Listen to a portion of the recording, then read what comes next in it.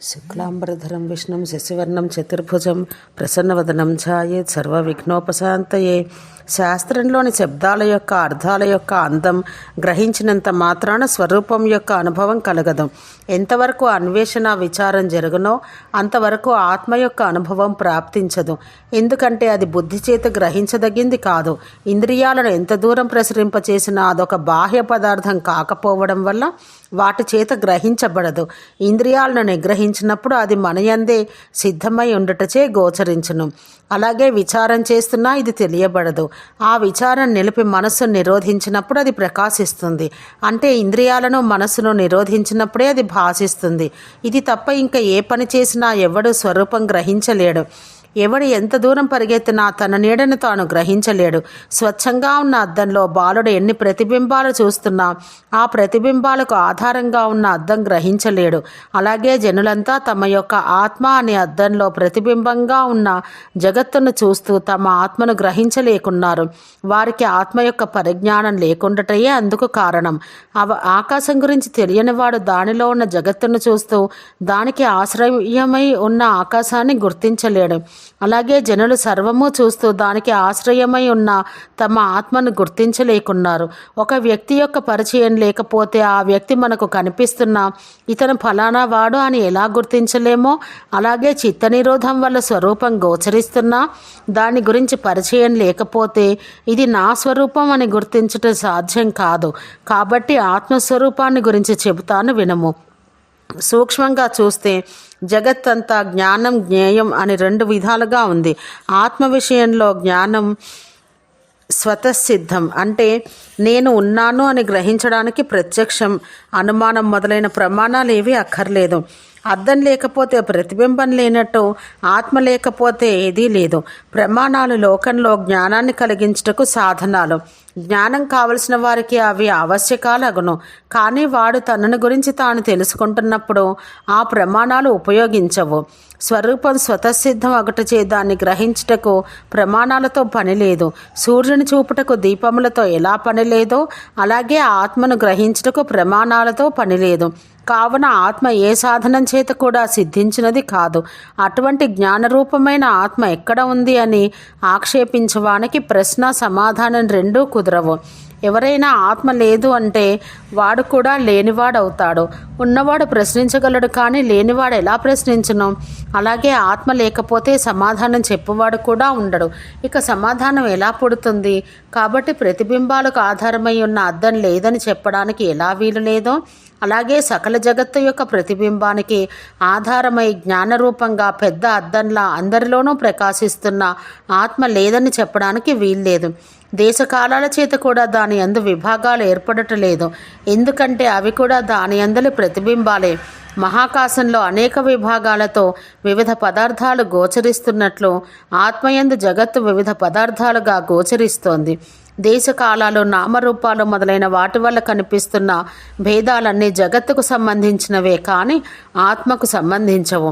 అలా జగత్తుకు ఆధారమై ఉన్న ఆత్మే నీకు స్వరూపం.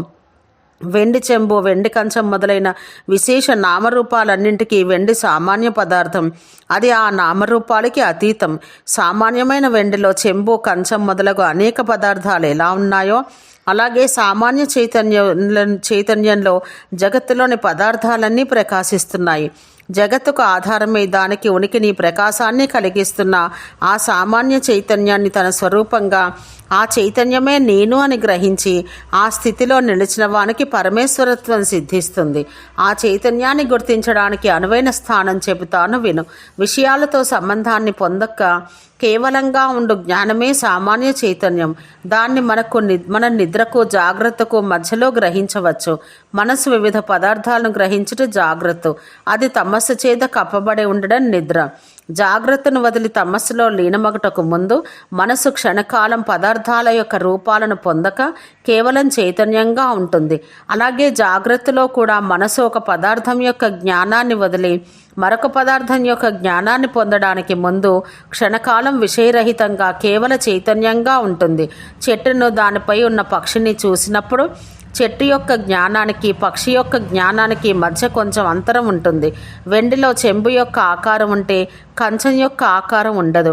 చెంబు యొక్క రూపం తొలగించి కంచం యొక్క ఆకారం ఏర్పరచడానికి ముందు మధ్యలో వెండి సామాన్యంగా ఎలా ఉంటుందో అలాగే మనసు ఒక పదార్థం యొక్క జ్ఞానాన్ని వదిలి మరొక పదార్థం యొక్క జ్ఞానాన్ని పొందడానికి ముందు సామాన్య చైతన్యంగా ఉంటుంది. కావున ఇలా జగత్తుకు నిద్రకు మధ్యలో ఒక విషయ జ్ఞానానికి మరొక విషయ జ్ఞానానికి మధ్యలో ఉండు కేవల జ్ఞానాన్ని సూక్ష్మ బుద్ధితో గుర్తించు. ఇదే నీ స్వరూపం. దీన్ని తెలియకపోవటం వల్లనే ఈ జగత్తు ఇలా తోస్తున్నది. ఈ స్వరూపంలో రసం, గంధం, స్పర్శ, శబ్దం, సుఖం, దుఃఖం గ్రహించబడినది ఏదీ లేదు. ప్రతిబింబానికి అద్దం వలె ఇదే సకల జగత్తుకు ఆధారమైన ఇది ఎప్పుడూ అద్దంలా నిరాకారమే. ఇదే బ్రహ్మ, విష్ణువు, ఈశ్వరుడు, సదాశివుడు, సర్వేశ్వరుడు. మనసును నిద్రలోకి పోకుండా నిలిపి విషయాలపై ప్రసరించకుండా ఆపి కేవల జ్ఞానమైన స్వరూపాన్ని చూడు. నా స్వరూపం చూస్తున్నాను అనే తలపు కూడా లేకుండా గుడ్డివాని వలె మనసు యొక్క వ్యాపారాన్ని నిలిపి ఊరకుండము. అదే స్వరూప స్థితి. దాన్ని వెంటనే పొందము. అది విని హేమచూడు ఆమె చెప్పినట్లే స్వరూప స్థితిని పొంది అందులో చాలాసేపు విశ్రాంతి చెంది బాహ్య ప్రపంచాన్ని విస్మరించాడు. ఇది జ్ఞానఖండంలోని హేమచూడుని విశ్రాంతి అనే దశమాధ్యాయం. హేమచూడుని జీవన్ముక్తి. అలా సమాధి స్థితిని పొంది ఉన్న భర్తను చూసి అతన్ని కదిలించకుండా హేమలేఖ పక్కన కూర్చున్నది. అతడు కొంతసేపటికి కన్నులు తెరిచి ప్రియురాల్ని, జగత్తుని చూశాడు. కానీ అతడు మరలా ఆ సమాధి స్థితిలోకి వెళ్ళి విశ్రాంతి, సుఖం పొందాలని తొందరపడుతూ కన్నులు మూసుకుంటున్నాడు. అప్పుడు హేమలేఖ నవ్వుతూ అతనిపై చేయి వేసి తన వైపు తిప్పుకొని మధురంగా ఇలా అంది, నాథ, నీవేమి నిశ్చయించుకున్నావో చెప్పు. కన్నులు మూసుకుంట వలన లాభం కానీ తెరచడం వల్ల నష్టం కానీ ఏమి కలుగుచున్నదో చెప్పు. కన్నులు తెరిచినప్పుడు నీవు పొందకున్నది ఏది? కన్నులు మూసుకున్నప్పుడు పొందుతున్నదేమిటి? నీ స్థితి ఏమిటి? అప్పుడు అతనికి ఆమెతో మాట్లాడడానికి కూడా ఇష్టం లేదు. వెంటనే మరలా సమాధి సుఖం పొందాలని ఆతృతతో ఆలస్యం భరించలేక మదమత్తునిలా ఇలా అన్నాడు, ప్రియురాల, చిరకాలానికి నేను అత్యంతమైన విశ్రాంతిని పొందాను. దుఃఖభూయిష్టమైన ఈ బాహ్య ప్రపంచంలో ఎక్కడా నాకు విశ్రాంతి లేదు. పిప్పి అయిన చెరుకు ముక్కను నమిలినట్టు రుచిలేని ఈ ప్రపంచ వ్యవహారం ఇంక చాలు. దౌర్భాగ్యం చేత అంధుడన ఇప్పటి వరకు ఆత్మసుఖం తెలుసుకోలేకపోయాను. తన ఇంటిలోనే పెద్దలు దాచిన నిధిని తెలియక ఒకడు భిక్షాటన చేశాడట. అలాగే నేను కూడా నాయందే ఉన్న సుఖ సముద్రం తెలుసుకోలేక దుఃఖ పరంపరలతో సంకీర్ణమై ఉన్న విషయ సుఖాల కొరకు ప్రాకులాడుతున్నాను. మెరుపుతీగ వలె క్షణంలో మాయమగు సుఖాలను కోరుతూ దుఃఖాల చేత కొట్టబడుతూ విశ్రాంతి పొందకున్నాను. అహో, ఏమి ఈ జనుల ప్రవర్తన! వీరు సుఖమేదో దుఃఖమేదో కూడా తెలుసుకోలేక నిరంతరం సుఖాన్ని కోరుతూ దుఃఖాలను ప్రోగు చేసుకుంటున్నారు. ప్రయత్నపూర్వకంగా దుఃఖం తెచ్చుకుని అనుభవించటే ఇక చాలు. ప్రియురాల, నీకు అంజలి చేసి ప్రార్థిస్తున్నాను. నా యందు దయచూపు. సుఖరూపమైన నా ఆత్మయందు చాలా విశ్రాంతిని కోరుతున్నాను. నన్ను కదిలింపకము. నీవు ఆత్మానందం తెలిసి కూడా దాని యందు విశ్రమించకుండా దుఃఖం కలిగించు వ్యవహారంలో ఉండడం చూస్తుంటే దైవహతురాలవని తోస్తున్నది. ఆ మాటలు విన్న హేమలేఖ మందహాసంతో ఇలా అంది, నాథ, పరమపావనమైన ఆత్మపదం నీకు తెలియలేదు. ఆత్మస్థితిలో ఉండి అది తప్ప వేరేమీ లేదని రూఢిగా తెలిసిన పండితులు కన్నులు మూసుకుంటే ఒక విశేషం, తెరిస్తే ఇంకొక విశేషం కలుగునని భ్రాంతి చెందరు. నీవు కొంచెం తెలుసుకున్నావు. తెలిసిన ఆ కొంచెం తెలియని దానితో సమానంగా ఉంది. ఆత్మపదం కన్నులు మూసుకొనుటచే కానీ తెరచుటచే కానీ గోచరించినది కాదు. అలాగే ఒక పని చేయటం వల్ల కానీ చేయకుండుట వల్ల కానీ ఒక ప్రదేశానికి వెళ్ళడం వల్ల కానీ వెళ్ళకుండుట వల్ల కానీ అది లభించినది కాదు. ఒక పని చేసి కానీ లేక ఒక ప్రదేశానికి వెళ్ళట వల్ల కానీ మనం ఒక దాన్ని పొందితే అది పూర్ణం ఎలా అవుతుంది? మన కంటి రెప్పలు 8 వడ్ల గింజలు వరుసగా పేర్చితే ఎంత పొడవుంటాయో అంత పొడవుగా కూడా ఉండవు. అటువంటి ఈ రెప్పలు తెరవగానే అంతర్ధానం అయ్యే ఆత్మ పూర్ణ వస్తువు అవుతుందా? అహో, నీకు ఎంత భ్రాంతి కలిగింది! కోట్ల కొద్ది బ్రహ్మాండాలు దేనియందు ఒక మూల ఒదిగి ఉన్నాయో అటువంటి పూర్ణమైన ఆత్మ అంగుళం పొడవు కూడా లేని కనురెప్పలు తెరచటం వలన మాయమగున. తత్వసారాన్ని చెబుతాను విను. గ్రంథులు తెగనంత వరకు ఎవరికీ సుఖం కలగదు. మోహం అనే త్రాడులో కోట్ల కొలది ముడులున్నాయి. స్వరూపాన్ని ఎరగకుండుటయే మోహం అనే త్రాడు. వస్తుస్థితికి విరుద్ధంగా మనం చేయు భావనలే ఆ ముడులు. దేహేంద్రియాదులను ఆత్మగా తలుచటం మొదటి ముడి. ఈ దేహాత్మ బుద్ధి అనే ముడి వల్లనే ఈ సంసారం అనివార్యంగా సిద్ధమవుతున్నది. అలాగే జగత్తు వేరు, నేను వేరు అనే తలంపు మరొక ముడి.